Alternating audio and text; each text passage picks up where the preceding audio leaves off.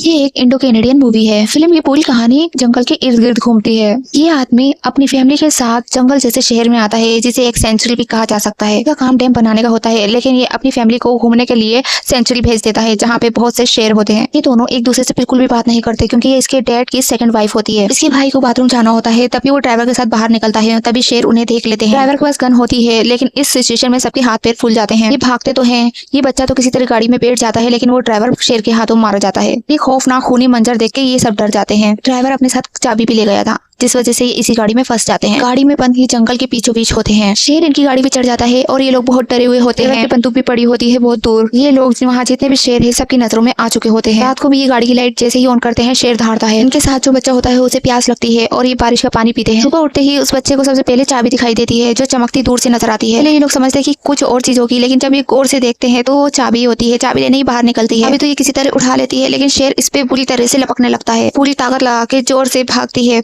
शेर भी अपनी पूरी रफ्तार से इसके पीछे दौड़ता है, लेकिन ये किसी तरह बच जाती है। और जैसे ही गाड़ी ऑन करती है तो जंगल की भूल भुलैया में रास्ता नहीं मिलता और गाड़ी सीधे गड्ढे में गिरती है। ये आदमी अपनी फैमिली को ढूंढने के लिए शिकारी के पास जाता है और शिकारी इससे दफा करता है। वो इसकी मदद करने के लिए साफ मना कर देता है, लेकिन शीशे क्रैक हो जाते हैं। ढूंढने के लिए एक हेलीकॉप्टर भी आता है। हेलीकॉप्टर देख के ये लड़की बाहर आ जाती है और इसके पीछे इसकी जो सौतेली माँ होती है वो भी आ जाती है। हेलीकॉप्टर तो चला जाता है, लेकिन शेर इन पे हमला करता है। ये ऑलमोस्ट शेर के शिकंजे में आ चुके होते हैं, लेकिन तभी तो शिकारी आके सही टाइम पे उसे मार देते हैं। शेर तो मर जाता है। तभी ये उस शिकारियों से बातें करते हैं, लेकिन वो अफ्रीकन होते हैं और इनकी भाषा नहीं समझते। वो इनसे पानी का पूछते हैं कि पानी कहाँ मिलेगा। वो किसी तरह समझ जाते हैं और इस लड़की को एक तालाब के पास लेके जाता है। ये लड़का पानी ले जाने के लिए कुछ नहीं होता, वहाँ पड़ी कुछ ऐसी चीज होती है जिसमें ये लड़की पानी भर के लेके जाती है। कुछ शेल्स जैसी चीज होती है जिसे लड़का काटता है और लड़की उसमें पानी भर के लाती है, क्योंकि वो जानती है कि उसके भाई को अगर पानी नहीं मिला तो उसकी तबीयत बिगड़ने लगेगी। यहाँ पर ये आदमी उस शिकारी को किसी तरह मना लेता है। ये दोनों ही जंगल जाते हैं और ये आदमी अपनी फैमिली को ढूंढता है और इस तरह एक रात और बीत जाती है। रेस्क्यू वाले भी हार मान जाते हैं, क्योंकि उन्हें कहीं नजर नहीं आते। ये लोग पूरी तरह शेर के इलाके में फंस चुके थे और जो दो शिकारी ने मिले थे वो भी मारे जा चुके थे। गाड़ी की हालत पूरी तरह से टूटी फूटी हो चुकी थी। लोग देखते हैं कि गीदड़ जो उन आदमियों की लाश खा रहे थे वो अचानक से भागने लगते हैं, यानी वहाँ पे शेर आ चुके थे। अपनी जान बचाने के लिए ये लोग आखिरी दम तक कोशिश करते हैं। गाड़ी में रखे हर सामान को इकट्ठा करते हैं। तभी इन्हें एक लाइटर भी मिलता है और ये औरत बताती है कि वो कभी कभी सिगरेट पीती है। तभी इन लोगों को कुछ आवाजें सुनाई देती है। ये गाड़ी से बाहर आती है। गाड़ी की आवाज सुन के ये बाहर आती है और उसे लगता है कि कोई आया है, शायद अब इन्हें कोई मदद मिल जाए। ये दोनों लोग पहाड़ी पर होते हैं और वो लोग नीचे होते हैं।